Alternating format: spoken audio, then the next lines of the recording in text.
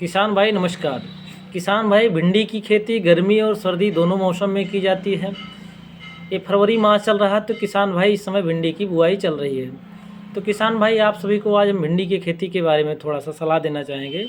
किसान भाई, भिंडी की खेती जब भी करें, दोमट मिट्टी हो तो बहुत बढ़िया है। तो 1 एकड़ खेत में तैयारी कैसे करनी है, सबसे पहले दो तीन बार गहरी जुताई करें, उसके बाद बढ़िया से पाटा लगा दें।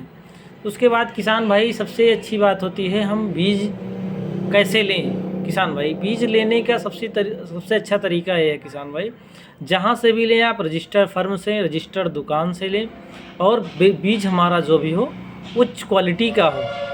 क्योंकि आजकल आप हाइब्रिड सीड का उपयोग करते हैं। अगर हाइब्रिड सीड हम बोते हैं तो जो भी हम बीज खरीदें उस पर पैकिंग पे लिखा होता है मैन्युफैक्चरिंग के 9 मंथ बाद एक्सपायर हो जाता है। तो किसान भाई, इस चीज़ का ध्यान देते हुए बीज की ख़रीदारी करें। किसी भी कंपनी का आप बीज ले सकते हैं, हाइब्रिड जो आपके एरिया में चल रहा हो। तो किसान भाई, बीज कितना लगता है 1 एकड़ में, तो आप सभी को बताना चाहेंगे किसान भाई। 1 से 1.5 किलोग्राम बीज 1 एकड़ के लिए पर्याप्त होता है। तो किसान भाई, भिंडी की खेती में 1 से 1.5 किलोग्राम बीज ले लीजिए। और इसमें उर्वरक कितने देने चाहिए किसान भाई, इसके बारे में भी थोड़ा सा बता दें। 1 से 2 ट्राली सड़ी हुई गोबर की खाद डाल सकते हैं। 50 किलोग्राम अगर एसएसपी मिल जाता है तो एसएसपी डाल सकते हैं। और 25 किलोग्राम दानेदार डीएपी डाल सकते हैं। और किसान भाई, बीज उपचार कर सकते हैं। एक हमारा उर्वरक देख रहे हैं, नैनो उर्वरक है, नैनो डीएपी तरल। इसको 5 ml पर केजी के हिसाब से ही बीज का उपचार करके भी आप बुआई कर सकते हैं। बीज वैसे एक बीज रख के पंक्ति से पंक्ति की दूरी वही 2 से 2.5 फुट रखें, और लाइन से लाइन की दूरी जो किसान भाई वो लगभग 3 फुट रखें, तो आपका जमाव भी बढ़िया आएगा।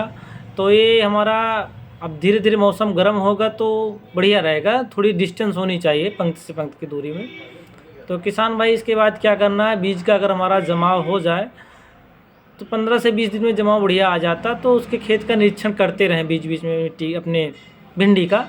तो क्या करना है किसान भाई, अगर उसमें कोई इंसेक्ट लगते हैं या उड़ने वाले, शुरुआत में वही उड़ने वाले ही कीट आते हैं, तो उसके एक हल्का सा ही कीटनाशक आप जो है स्प्रे कर सकते हैं। हमारे हाथ में देख रहे हैं हिमावरी इफ़को एमसी का है, प्रोफेनोफास और साइपरमेथ्रिन होता है। इसको 2 ml पर लीटर ही जो भी उड़ने वाले कीट होते हैं उसके लिए पर्याप्त होता है, तो इसका स्प्रे कर सकते हैं। किसान भाई, एक बात छूट गई आपको बताने के लिए, जब हम आप खेत की तैयारी करें, डीएपी के साथ में आप दानेदार सागरिका 8 से 10 किलोग्राम उसी डीएपी में मिला के ही डाल सकते हैं। ये समुद्री शैवाल से बना होता है, ये टोटल जैविक होता है। इसका किसान भाई क्या रहने वाला है डोज, तो 8 से 10 किलोग्राम सागरिका पर्याप्त होता है। ये हमारे हाथ में देख रहे हैं 10 किलो का थैला। इसको एक किसी भी केंद्र पे मिल जाएगा, इसको बाज़ार के केंद्रों पे, सहकारी समितियों पे, और इसको आप ऑनलाइन भी मंगा सकते हैं। www.ifcobazar.in से भी इसको आप ऑनलाइन कर सकते हैं, मिल जाएगा आपको।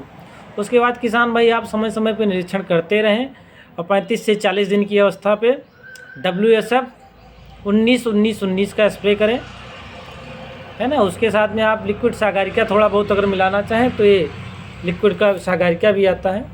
ओनली 2.5 से 3 ml पर लीटर के हिसाब से इसका डोज होता है। दोनों मिला के स्प्रे करेंगे किसान भाई, तो आपका पौधा बढ़िया चलेगा, और फली जो भी बनेंगे उसमें फल आएंगे तो बढ़िया कटेंगे, बढ़िया अच्छा उत्पादन होगा, वृद्धि होगी, तो सारे तत्व उसमें मिलते रहेंगे।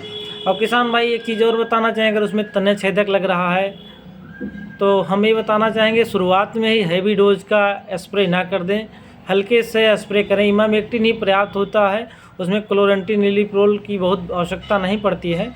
तो किसान भाई, हमारे हाथ में ये देख रहे हैं इफ़को एमसी का इगाओ आता है, इमामेक्टिन बेंजोएट 5% WG होता है, इसको 1 ग्राम पर लीटर ही पर्याप्त होता है।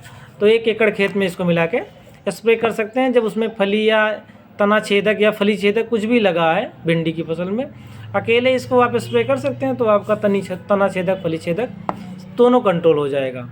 किसान भाई, समय समय पर निरीक्षण करते रहें, और भिंडी की समय पे तुड़ाई, पहली तुड़ाई वही 55 से 60 दिन पे होना शुरू हो जाती है, तो समय पे आप तुड़ाई करते रहें। मोटी भिंडी जो भी हो उसको निकाल के छटनी करके ही मार्केट में ले जाएं, ताकि आपकी मार्केट वैल्यू बढ़िया मिलती रहे। धन्यवाद किसान भाई।